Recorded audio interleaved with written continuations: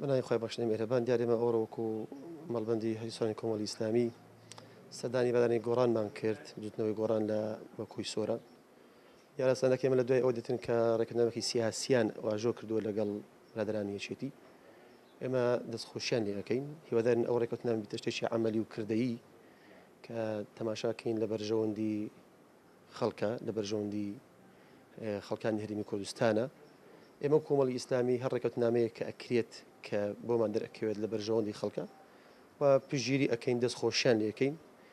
و ئەوەی بە ئێمەش بکرێت لە جێبەجێکردنی ڕێکەوتنامەی وەکو دابینکردنی ئاشتی کۆمەڵایەتی و نەهێشتنی گەندەڵی ئێمە پژگیریان ئەەکەین و دەستخۆشیان لەکەین و سوپاسی پێشوازیشان ئەەکەین.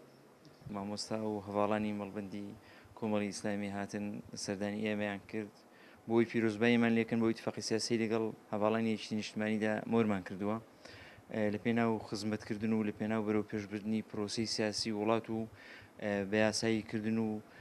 بە خزمەتکردنی خەڵکەکەی ئەو